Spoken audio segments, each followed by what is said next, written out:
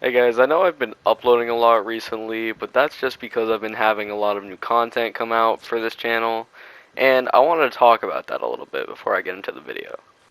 As most of you know, on this channel, it's not really much for posting. I do not post a lot on this channel, I never have, and I never thought I would.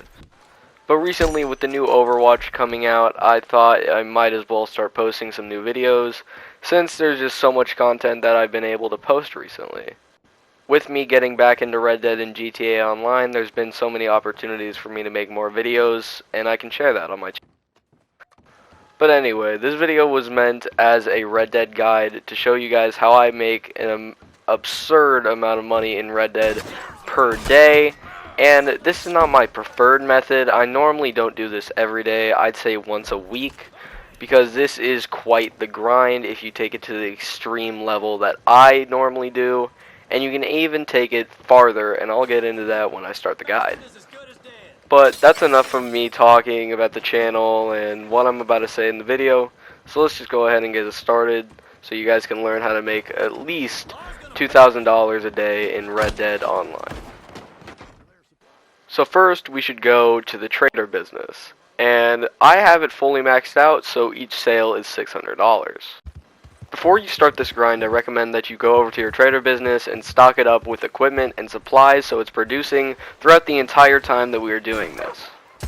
And for those of you who have never done the trader or don't even have the business, I'm going to give you a quick rundown.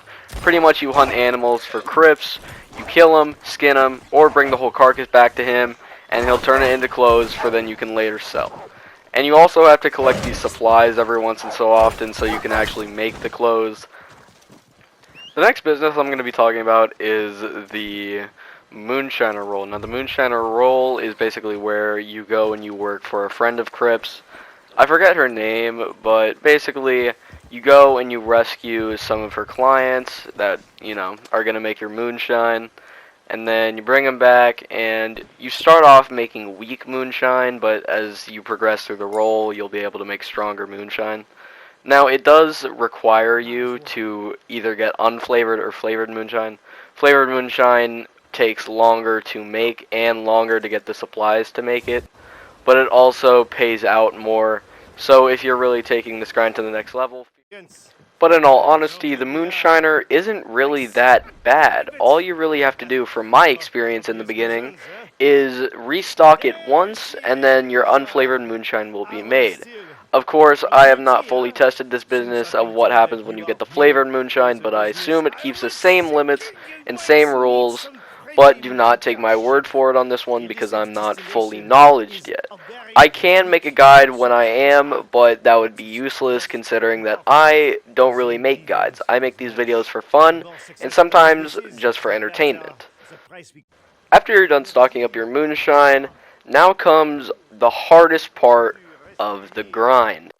Yes, I am talking about the infamous collector grind. Now, the grind I do consists of 91 collectibles spread throughout the map that I go and collect for loads of money. And I only go for the ones that are guaranteed, not random, for the most amount of money. This is quite the tedious process. I would advise using podcasts or other videos or music to help you when traveling all across the map.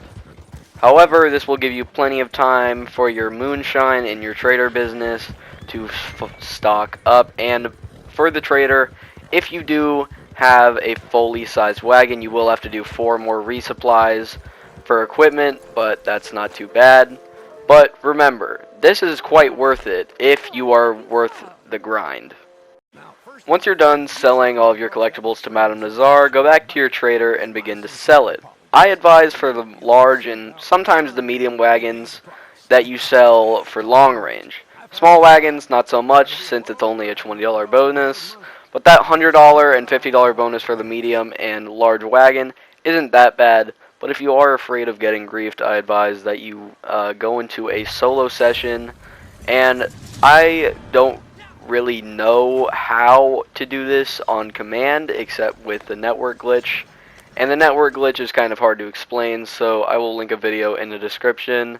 going in depth about what to do. And also, on your way, if you do find collectibles, feel free to go collect them. Now, if you did do the collectible part, you probably will only find the ones that are random, random spawns, and random equipment. But it's still good to get them because you might sell them for a couple of money in the future. But after all of that, I went to St. Denis all the way from Emerald Station to sell my goods for a lot of money. I consider it to be quite worth it. For 2500 XP, 2500 Trader XP, and $615. After you do the trader, you're of course going to want to go to your moonshine and sell it. Now, I didn't make because I went with unflavored, which sold for $37. So I'm actually going to go back and recommend that you do try and do the flavored moonshine. So it's $240 since you get 3 options for 3 flavored moonshines. Now, that's just to maximize profits. You don't have to do it. But from my experience, considering you pay $30 for equipment and you cannot do a resupply mission, doing the flavored moonshine is going to be well worth your while, considering you will actually make profit this way, at least more than $7 profit, which I found to not be very rewarding at the very end of this long trip. Now, after all of this, I recommend you go and do a legendary bounty. Now, in this clip, I did a Eda Doyle, which is I don't recommend because you can complete it so fast to where even on 5 stars, it's incredibly easy, but the time it takes cuts in. Because the more time you take on a bounty, the more money you receive. So normally the average legendary bounty hunting mission costs around 20 minutes of your time, but this one only can take up to 12, which cuts into profits. So I recommend, if you're doing this with friends or even solo, that you go for the 5-star Red Bend Clemson mission, the very last one, as it pays out 240 if all are brought alive, and 200 if 2 alive and 1 dead, which is what I do to make sure you are, getting max profits solo and not failing the mission. Now, this pretty much concludes where I stop, but if you want to bring this to the extra phenomenal level, then I have some tips for you. Role is the naturalist role, and I don't normally use this role for what it's meant for, but if you were to grind this out for the max, you can make $150 if you're selling all of the pelts to Gus. And if you kill too many animals, she will drug you, so I'd watch out. And it is random how many animals it causes for her to drug you. It is still unknown to this day. But for this guide, I just recommend that you kill 1 animal. Obviously, the most aggressive one, so you get a $50 pelt that you can sell to Gus, or you can bring it to the extreme. So now I'm going to give you guys the calculations of what each business pays for the minimum amount of work and the maximum amount of work. So you guys can get either maximum or minimum on whatever day or whatever guide you choose to follow. Not my problem. It is all up to you from here on out to choose whether you want to use my method for the minimum or another method that I personally don't use, which is the maximum method. So for the collector role, you're going to be making $1,718 total. And for every other role, you're going to be making around $952 for every other role. So the bare minimum you can make with this guide is going to land at $2,605. And I'm going to be honest right now, to avoid doing all the math again for the people who want to max it out, pretty much just do everything you can. For legendary animals, do all 3. For the trader the moonshiner, get all the flavors. And even do a last man standing challenge for an extra $50. Now, if you look up another guide that goes more in depth about how to make the maximum amount of money, like if you were to go to the channel The Professional, then he will show you how to make $4,000 a day, but that is a very old guide and is very irrelevant now. So, but if you do trust this guide and take it into consideration, you can make $3,000 just from doing all of this, which will take a full day. And if you're ready, feel free to do it again tomorrow. And for the people who don't know how I got the collectibles, I used the John Rupke map, which you will need a computer for. And if you don't have that, then I recommend cutting the collector roll out of your list for the grind. But yeah, that is my honest to God guide on how to make $3,000 or $2,600 in one full real life day in Red Dead Online.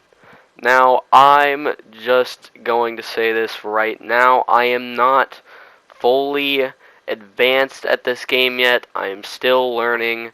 But as soon as I get to the Moonshiner max rank, I will make another video like this so you guys can know how to make the max profits if you are max rank and want to maximize your profits so you can either go buy what you want and feel like you haven't lost money, or go flex on people who are going to call you a douchebag. Again, I really do not care. But, like I said, as soon as I get to Moonshiner level 10 or 15, I'll make that other video so you guys can know how to make the maximum profits off this game, so you guys can continue playing and being better than your friend. But other than that, I hope you guys have a nice day, and I will see you in the next one. Peace.